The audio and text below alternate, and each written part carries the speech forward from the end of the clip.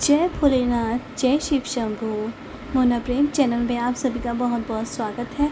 आज है सावन का पहला दिन और पहला ही सोमवार है। तो मैं आप लोगों से शेयर कर रही हूँ कि मैं पूरे सावन अपने भोलेनाथ की, अपने शिवलिंग की किस तरह से पूजा करूँगी। तो देखिए, यहाँ पर मैं बाकी सारे भगवान जी का स्नान और सफाई कर चुकी हूँ, सबको तिलक आदि की सेवा दे चुकी हूँ और अब बारी है अपने प्यारे भोलेनाथ की। तो आपने देखा होगा वीडियोस में, मेरे पास ये शिवलिंग है, इन्हीं का मैं पूजन करूँगी।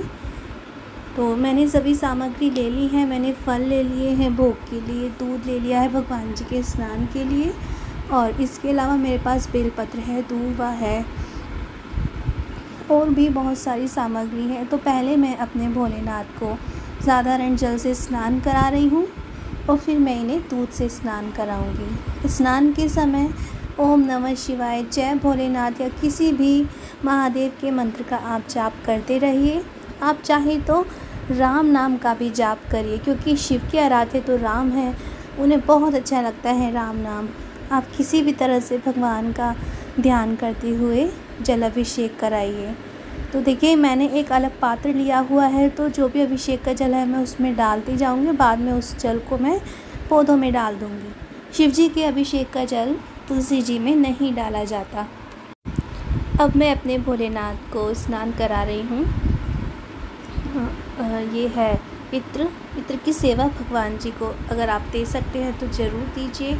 आप छोटी बड़ी जो भी सामग्री आपके पास है उससे अपने भोलेनाथ को अभिषेक कराइए, उनका श्रृंगार करिए। भगवान जी तो सबको स्वीकार कर लेते हैं। कुछ एक चीज़ें हैं जो उन्हें नहीं चढ़ाई जाती, जैसे तुलसी पत्र नहीं चढ़ाए जाते। बाकी आपको जो कुछ भी मिलता है आप वो सभी भगवान जी को चढ़ा दीजिए। तो मैंने इत्र लगा दिया है भगवान जी के, इत्र से मालिश कर दी है। और ये मैं चंदन लगा रही हूँ। चंदन मेरे पास वो घिसने वाला नहीं है, जो हरि दर्शन का चंदन आता है वो मेरे पास है। अब चंदन और इत्र लगाने के बाद मैं अपने भगवान जी को चावल चढ़ाऊँगी। इसके अलावा आप भगवान जी को काले तिल चढ़ा दीजिए, साबुत मूंग चढ़ा दीजिए, काली मिर्च चढ़ा दीजिए, फूल चढ़ा दीजिए। भगवान जी को कुमकुम और हल्दी नहीं चढ़ाई जाती है। आप गेहूँ चढ़ा सकते हैं, आप कुछ भी चढ़ा सकते हैं। अपने भगवान जी को दूर्वा चढ़ाइए। भगवान जी तो सबको स्वीकार कर लेते हैं, इसीलिए तो ये भोलेनाथ हैं। ये अपने भक्तों की भोली भावनाओं से ही खुश हो जाते हैं। हमारे भोलेनाथ को कोई आडंबर कुछ नहीं चाहिए, कोई महंगी चीज़ें नहीं चाहिए। सिंपल सा हमारे भगवान जी का पूजन होता है। तो यहाँ पर मैंने गुलाल भी चढ़ाया है। मैं अपने भगवान जी को गुलाल भी चढ़ाती हूँ। आप चाहे अबीर भी, आपके पास जो कुछ भी है, अबीर गुलाल कुछ भी चढ़ा दीजिए। तो यहाँ पर मैं दूर्वा अर्पित कर रही हूँ भगवान जी को। और मैं भूल गई थी फ्रेंड्स, मैंने जनेऊ रूप में फिर बाद में अपने भगवान जी को कलावा अर्पित किया। आप चाहें तो हर सोमवार भगवान जी को जनेऊ भी चढ़ा सकते हैं। और अगर आपके यहाँ कोई जनेऊ धारण करता है तो वो फिर उस जनेऊ को यूज़ कर सकता है।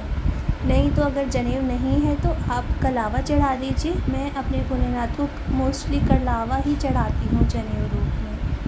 अब मैं बेलपत्र पर चंदन लगाकर भोलेनाथ को बेलपत्र अर्पित करूँगी। एक्चुअली समय की कमी है। आप चाहे तो ओम नमः शिवाय लिख दीजिए इन बेलपत्र पर, चाहे आप राम नाम लिख दीजिए, कुछ भी लिख दीजिए। आप केवल ओम लिख दीजिए। भोलेनाथ को ये सब पसंद है, लेकिन समय के अभाव के कारण मैंने केवल चंदन का तिलक लगाया और भोलेनाथ को बेलपत्र अर्पित कर दिए। आपको जितने भी मिल पाते हैं समय पर जो उपलब्ध हो, उससे अच्छी भावनाओं के साथ आप भोलेनाथ को अपने कुछ भी सामग्री अर्पित कर दीजिए। और यहाँ पर ये ऋतु फल है आम, इनको भी हम भगवान जी को अर्पित करेंगे। और अब धूप दीप से अपने भगवान जी की आरती करेंगे, उनकी नज़र उतारेंगे और बाकी सारे भगवान जी की भी आरती करेंगे। तो फ्रेंड्स, ये तब वो सिंपल सा तरीका जैसे मैं पूरे सावन अपने भोलेनाथ की पूजा करूँगी। तो आपको वीडियो अगर अच्छा लगा हो तो प्लीज़ मेरे वीडियोस को आप लाइक किया कीजिए, मुझे सपोर्ट कीजिए। और अगर नए हैं तो मेरे चैनल को सब्सक्राइब कीजिए और सावन को एंजॉय कीजिए। नेक्स्ट वीडियो में फिर मिलते हैं। हरी